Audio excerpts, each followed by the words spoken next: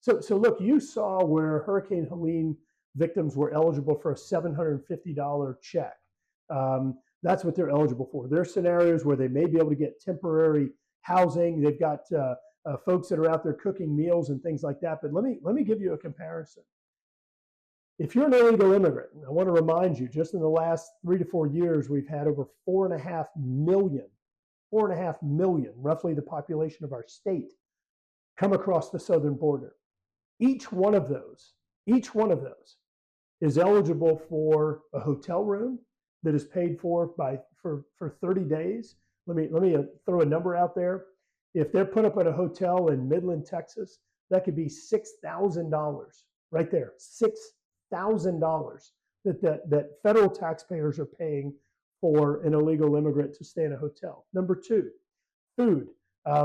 Food, they can get up to about, I think it's an additional $9 a day that a nonprofit could be reimbursed. So if they're providing food, they could get up to $9 a day per illegal immigrant. That illegal immigrant could also get a $700 plane ticket to wherever they want to go in the United States. They could also get health care and any kind of stabilizing health care, which we know the cost there, that could easily be thousands and thousands of dollars. They could get clothing, just clothing, pants, shirt, belt, all the clothing that they need. In fact, a few sets of clothing, shoes, all of it. They also could get sort of counseling and other type of assistance. So for a single illegal immigrant, I want to remind you, this is a citizen of a different country that doesn't pay taxes in the United States, that already broke the law and came here illegally. There are scenarios where a single immigrant could easily be spending in excess of $10,000 in taxpayer funds. At the end of the day, has this entire conversation become so easily used when it comes to politics?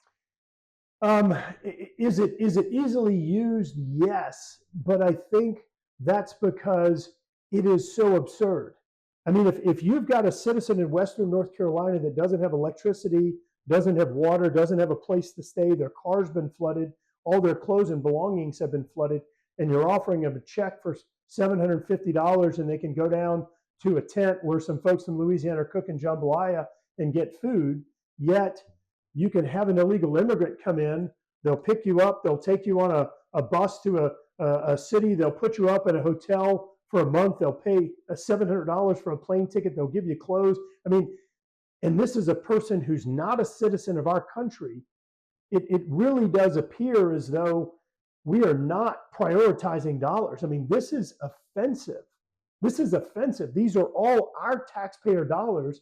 And I believe that we're treating citizens of other countries that have come here illegally better than we're treating our own citizens, our own people who are in dire situation or dire circumstances. I don't think that this is the way that taxpayer dollars need to be properly prioritized. I think this is disgusting what we're doing. Now, look, I'm not saying that we're saying to heck with these people, these illegal immigrants that are falling on hard times, but that's why we have churches, nonprofits, and others that we need to be contributing to as individuals, as fellow citizens, and working through that mechanism. Their home countries have an obligation to these people. The United States can't be the government to the world. That's not how we're set up. We already have a debt of $36 trillion, and we simply can't afford. Just like you look at your paycheck every month and you prioritize and decide what it is you can afford and what you can't. In some cases, you may want a Ferrari, but you can afford a Chevrolet. That's what we've got to do as a country. You've got to prioritize, you've got to triage, and it's not okay for us to be spending perhaps up to $10,000 per illegal immigrant and to some degree neglecting our own citizens that are facing probably the most tragic situation of their entire life.